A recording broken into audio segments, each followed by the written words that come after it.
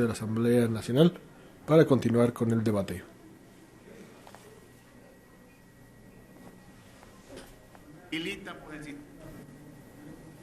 Ahora se tendrá que conocer el informe para el primer debate del proyecto de ley orgánica para garantizar el derecho a la interrupción voluntaria del embarazo en casos de violación.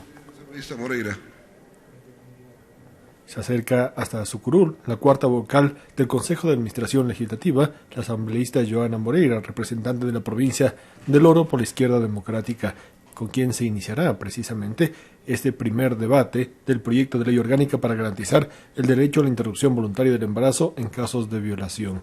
Recordemos que esta sesión comenzó en horas de la mañana, en donde se recibió en Comisión General a 23 personas, ciudadanos y organizaciones sociales, quienes dieron sus puntos de vista sobre el proyecto de ley. Posteriormente, ya en horas de la tarde, se ha dado lectura al informe preparado por la Comisión de Justicia. Y una vez que se ha cumplido con estos pasos, se tendrá el debate, en donde los legisladores expondrán sus puntos de vista, los cuales deberán ser recogidos por la Comisión de Justicia de la Asamblea Nacional. Las diapositivas, por favor, para que pueda proyectarlas. La asambleísta Joana Moreira ha solicitado mediante Secretaría que se dé proyección de diapositivas para poder sustentar su intervención en la sesión del Pleno número 749, en donde, como ya lo decíamos, se ha cumplido el primer punto del orden del día, la entonación del himno nacional de la República del Ecuador, y estamos en el segundo punto, el informe para el primer debate del proyecto de ley orgánica para garantizar el derecho a la interrupción voluntaria del embarazo en casos de violación. Recordemos que esta sesión plenaria tiene 3 puntos. Compañeros y compañeros, intentamos en nuestra mente escoger incluso el color adecuado para presentarnos el día de hoy a esta sesión, para que ese color pueda representar nuestra posición dentro del debate de este proyecto de ley. Sin embargo, en este momento de reflexión, creo que esta Asamblea Nacional no se trata de colores, no se trata de que esta Asamblea Nacional se posicione en dos extremos, o si eres pro vida o si eres pro aborto. Tampoco se trata de si eres celeste o eres verde, de si aborto sí o abortos no. Hoy no se trata incluso de ninguno de nosotros como asambleístas, de los frentes que se nos puede estar abriendo incluso dentro de nuestras familias. No se trata de ganar votos ni de perderlos como hoy se ha querido hacer creer mediante las comparecencias. No se trata incluso de los movimientos sociales que se encuentran afuera, que algunos de ellos hoy o en este momento me están aplaudiendo o algunos de ellos me están llamando asesina en este mismo momento. No se trata de ellos. No se trata incluso de las decisiones o las perspectivas personales, religiosas o creencias que podemos tener. Se trata de las niñas, mujeres y adolescentes que han sido violentadas, que han sido abusadas, que han sido violadas y que producto de esa violación hoy están embarazadas y están forzadas a niñas a convertirse en madres. De ellas se trata este debate el día de hoy. Obviamente nuestra perspectiva puede cambiar según si eres madre o no, que quizás también es uno de los argumentos que se pueda lanzar el día de hoy. Hace 5 meses que nació mi sobrino Samuel, el único, y sin embargo tu perspectiva cambia. Y aplaudo la valentía y la decisión de una mujer que decide tener hijos.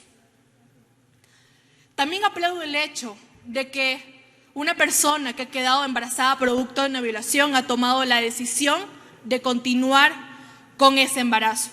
Claro que lo aplaudo porque es una decisión valiente, pero no me pidan que aplauda que una niña, una adolescente y una mujer violada sea obligada a ser madre. Eso no lo podemos permitir y justamente de eso se trata este proyecto de ley. Porque obligarlas a continuar con este embarazo es un acto de tortura. Es obligar a una niña, que es una niña que debe jugar con muñecas todavía, convertirla en madre. Tampoco pidamos que aplaudamos que por el temor de tener que elegir entre la cárcel o continuar justamente con el embarazo, opten por continuar con esa decisión. El Estado, aparte de fallar en su obligación de cuidado con nuestras niñas, adolescentes y mujeres por tener un machismo institucionalizado que nos revictimiza todos los días y que no nos cree, a pesar de fallar en su obligación, hoy nos persigue y convierte a víctimas en victimarios. Eso es criminalizar. Antes de iniciar con la exposición del proyecto de ley, hay que reconocer que el Estado falla y que es nuestra obligación dar las garantías necesarias para poder reparar a estas víctimas. Sin embargo, el Estado debe dejar de criminalizar, perseguir y encarcelar a las víctimas. Este debate el día de hoy no se va a tratar de aborto sí o aborto no, porque justo en este momento una niña, un adolescente o una mujer está siendo violada, porque una persona que quedó embarazada producto de una violación está decidiendo qué hacer con su vida, o alguna ya está en la clandestinidad realizándose una interrupción del embarazo, jugándose la vida, o una niña está siendo madre porque no tenía otra opción. Este debate se tratará de que por una vez tomemos una decisión o una posición favorable y que le permitamos a las niñas, mujeres y adolescentes elegir, que lo hagan en un lugar donde se brinde la seguridad adecuada, el acompañamiento, la ayuda y la asistencia social para continuar luchando por su vida. Por querer pretender salvar las dos vidas, lamentablemente hemos perdido ambas. Señor presidente encargado, compañeros y compañeras asambleístas, el 28 de abril del 2021, la Corte Constitucional del Ecuador decidió acertadamente expulsar de nuestra legislación interna disposiciones contrarias a normas constitucionales, supranacionales y de varios pronunciamientos del Sistema Universal de Derechos Humanos respecto de despenalizar el aborto por violación, puesto que la violación de niñas, mujeres y adolescentes es un acto que atenta contra su integridad en todas sus dimensiones, ya que produce graves secuelas físicas, psicológicas, sexuales, morales y de sufrimiento. La Corte IDH la considera como una forma de tortura, menoscabando su intimidad y en muchos casos hasta su vida. Esencialmente por estos motivos, la Comisión de Justicia y Estructura del Estado y la Asamblea Nacional hemos trabajado incansablemente en la elaboración de este proyecto de ley, recabando criterios de expertos técnicos en varias áreas, tanto en derechos humanos, sociedad civil, expertos en medicina familiar, psicólogos, abogados con amplios conocimientos constitucionales. En la comisión tuvimos 21 sesiones solamente para tratar este proyecto de ley, con 47 comparecencias, tanto a favor y en contra del aborto. Realizamos 2 días de talleres con los miembros de la comisión y con alrededor de 237 asistentes. Y por Facebook, alrededor de 300 personas que vieron la transmisión. Por lo tanto, no se puede decir en el Pleno de esta Asamblea Nacional que este proyecto de ley no se ha debatido con la amplitud necesaria para que este informe hoy por hoy se encuentre en conocimiento de ustedes, compañeros asambleístas. La ley orgánica para poder garantizar interrupción del embarazo voluntario en casos de violación está compuesto por 63 artículos, 2 disposiciones generales, 6 disposiciones transitorias y 9 disposiciones reformatorias, respetando criterios y estándares determinados por el dictamen para regular la interrupción voluntaria del embarazo en caso de niñas, adolescentes y mujeres víctimas de violación sexual por la Corte Constitucional. Sin dejar de lado, y esto sí también hay que dejar muy en claro, compañeros asambleístas, la potestad de la libertad de configuración legislativa. ¿Qué es esto? Lo que tenemos nosotros como asambleístas, miembros de esta institución. Por lo que pretender que la sentencia de la referida Corte es de cumplimiento obligatorio en todas sus partes, y esto no lo digo yo, el compareciente, el doctor Juan Sebastián, asesor de la jueza Carla Andrade, ponente de la Corte Constitucional en esta causa, quien al ser preguntado respecto de dos nudos críticos en este proyecto de ley, como lo son los requisitos y la temporalidad, recalcó y ratificó esta potestad legislativa, señalando que los párrafos que desarrolla la sentencia constitucional sobre estos dos temas y los demás temas en relación con los nudos críticos no son en absoluto vinculantes para el asambleísta al momento de desarrollar esta norma. ¿Qué pretendo decir, compañeros? Que la sentencia de la Corte Constitucional sí te da alertas de cómo debería modificarse este proyecto de ley, pero al final del día va a ser decisión de nosotros, de las comparecencias, del trabajo en territorio, evaluar qué es lo que corresponde en este proyecto de ley para que sea justo, para que sea reparador y para que pueda ser eficaz. Sabemos que a nivel global existen muchas dificultades, desigualdades en el sistema de salud para poder interrumpir un embarazo, puesto que se ha comprobado que mujeres más pobres tienen menos posibilidades de poder contar con condiciones dignas para poder realizarse un aborto seguro y enfrentan mayores riesgos de muerte producto de procedimientos que son clandestinos, inseguros, que son desinformados, lo que es un desafío permanente para la salud pública. Los procedimientos realizados por el personal médico sin preparación y en condiciones sanitarias inapropiadas exponen a las mujeres pobres y sin acceso a la información a mayores riesgos para su vida y su salud, ya que recurren a conocimientos insuficientes y en muchos de los casos empíricos, que sin un apropiado entrenamiento técnico y científico realizan abortos, exponiendo a incontables niñas, jóvenes y mujeres a un riesgo inminente a su salud, que en la mayoría de los casos terminan muriendo. En muchos casos, las mujeres, en su desesperación por terminar con el embarazo, intentan provocarse el embarazo ellas mismas, insertándose objetos, sustancias nocivas, golpeándose o solicitando a otra persona que les golpee el vientre para poder terminar con este embarazo no deseado. Por su parte, las mujeres que cuentan con dinero y con recursos pueden hacerlo en otros países o en clínicas privadas. Muchos de los médicos que dicen ser objetores de conciencia en hospitales o en sus centros públicos, en sus consultorios privados, sí realizan abortos. Las leyes han criminalizado y han penalizado a las mujeres, adolescentes y niñas que recurren al aborto, pero principalmente aquellas que viven en pobreza y son víctimas del olvido total del Estado, fomentando en gran parte la exclusión y el estigma social que ellas deben soportar. Han tenido que enfrentar largos procesos de recuperación psicológica, afectando su entorno familiar, sin que aquello asegure una verdadera recuperación y recobrar plenamente su proyecto de vida.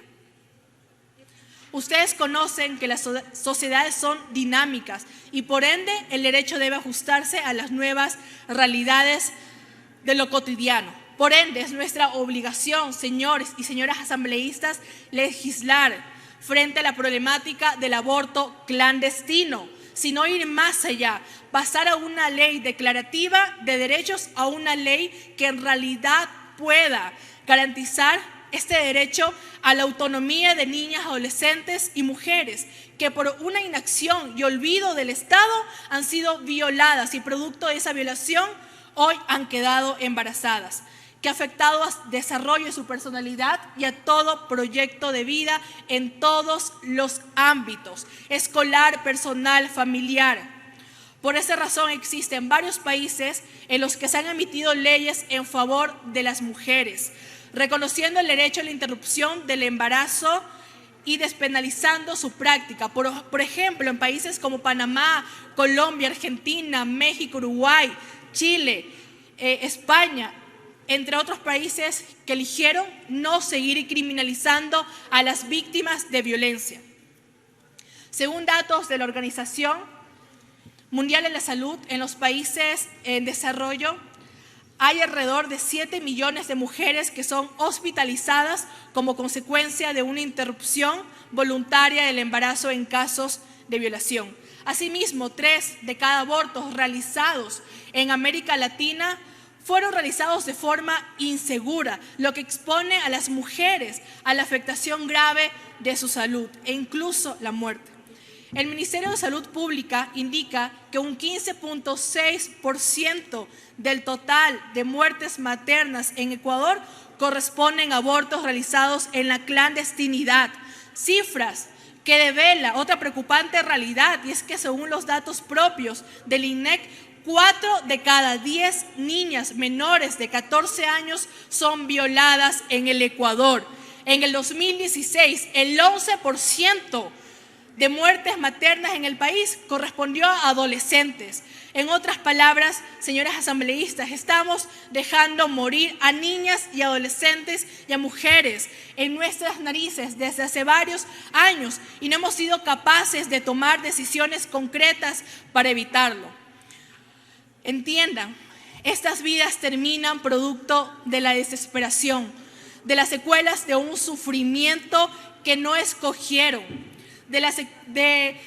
que no eligieron ser violadas, que no tuvieron la oportunidad de elegir sobre su cuerpo y hoy todavía pretendemos elegir nuevamente sobre su cuerpo. No podemos seguir haciéndonos de la vista gorda o pretender que esto se sigue tratando sobre un tema de votos. Asambleístas, ustedes están aquí para hacer lo correcto en el momento adecuado.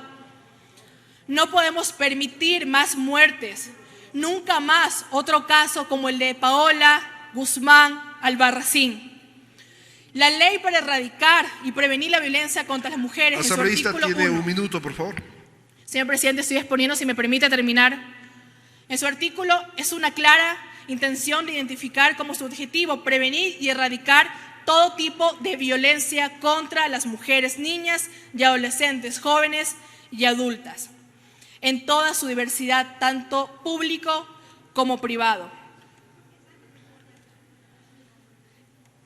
Según el INEC, 7 menores de 14 años diariamente dan a luz en nuestro país, que es un altísimo porcentaje. Si multiplicamos 7 para 365 días, significa que 2.555 niñas son violadas anualmente. Otro dato de ONU Mujeres en 2020 indicaron que el 49.3% de los nacimientos en Ecuador corresponden a madres adolescentes. Prácticamente la mitad de los partos de las mujeres son menores de 18 años. Ecuador es el tercer país a nivel de la región con la tasa más alta de embarazo de adolescentes de 10 a 19 años. Y lastimosamente la educación sexual en nuestro país sigue siendo un tabú, por lo cual es sumamente complicado que una niña se pueda dar cuenta que está embarazada. Por eso es tan importante la temporalidad para que no se vuelva un impedimento y recaiga para que sigan en la clandestinidad y sigan obligadas a ser madres. Me permito proyectar los ejes del proyecto de ley en relación con requisitos, temporalidad y objeción de conciencia, que sin duda es un tema que realmente les preocupa, compañeros, y hay que ser muy claros. No hay que dejar que aquellos que no están y que quieran seguir eligiendo sobre las víctimas, sobre si continúan o no con el embarazo y obligarlas a ser madres, que esto pueda dividirnos. En relación con los requisitos, Imponer requisitos se traduce en revictimizar repetidamente a una persona por parte del mismo Estado. Consecuentemente, resulta necesario no establecer un requisito como, por ejemplo, el de la denuncia. Lo que hemos puesto en este proyecto de ley es un formulario que se traduce en una noticia criminis, el cual tiene que ser puesto en conocimiento de las autoridades para que se encarguen de investigar. En relación con la temporalidad, resulta difícil que niñas menores de 14 años puedan reconocer inmediatamente que se encuentran embarazadas. No es recomendable fijar un plazo máximo para interrumpir el embarazo. El hecho de no fijar plazos no aumenta el aborto en etapas maduras del embarazo y en otros países se ha podido demostrar aquello. No se permitirá interrumpir el embarazo cuando la vida del feto es viable, como falsamente se nos quiere hacer creer aquí. En relación con la objeción de conciencia, hay que saber diferenciar y se debe reconocer el derecho constitucional a la objeción porque es la misma primacía de la norma. Sin embargo, todo derecho no es absoluto y tiene sus excepciones. Y es justamente lo que tenemos que normar en este proyecto de ley y es lo que hemos buscado. La objeción de conciencia debe ser siempre personal y no institucional. Solo el personal directamente involucrado en la realización del procedimiento podrá invocarla. Díganse médicos, enfermeras, personal de protocolo que sea necesario su intervención directa. Por lo tanto, tenemos que precautelar que siempre en un subcentro o un hospital público o privado exista personal que no sea objetor de conciencia. Principales aportes de valor en el proyecto. Tenemos el formulario único que busca evitar la revictimización de las mujeres víctimas de violación con una triple función. Construirse no solo como una solicitud de acceso a este procedimiento, sino también incluir el consentimiento informado. Y finalmente, en una noticia criminis para la Fiscalía para que investigue. Las sanciones al personal de salud dentro de la presente ley se recogen sanciones administrativas con un esquema de proporcionalidad para que el personal de salud que incumpla con los procedimientos y sus responsabilidades dentro de la presente norma. Las casas de acogimiento para víctimas. El Ministerio de Inclusión Económica y Social deberá contar con casas de acogimiento para estas víctimas, pues en la práctica muchas de ellas son violentadas por personas de su círculo familiar. Por ende, por negligencia, no podemos permitir que esta víctima vuelva a sus hogares. Como 4, tenemos los métodos alternativos para interrumpir el embarazo por violación. Se reconocen 3 métodos: el quirúrgico, el farmacológico y el cultural o tradicional. Compañeros, hoy está en sus manos que este debate se pueda llevar con la altura, que este debate se trate de darles la opción de que las niñas, mujeres y adolescentes que han sido violentadas puedan elegir si continuar o no con su embarazo. Tenemos que pensar en la realidad que viven muchas víctimas que han sido ya ultrajadas, que no han tenido la oportunidad de elegir y hoy ustedes tienen la potestad para ponerse en los zapatos de todas esas niñas que han sido violadas y que hoy por hoy han quedado embarazadas. Debemos dejar de lado nuestras posturas personales y pensar más allá de vida o no, sino de calidad de vida. Y que no se trata de aborto sí o no, pues el aborto se va a seguir dando en nuestro país. Nosotros vamos a elegir si sigue dándose en la clandestinidad, si seguimos permitiendo que mueran en manos de un carnicero o vamos a dar la oportunidad que elijan y darles una medida de reparación. Muchas gracias, señor presidente. Gracias a la ponente. Tiene un punto de orden.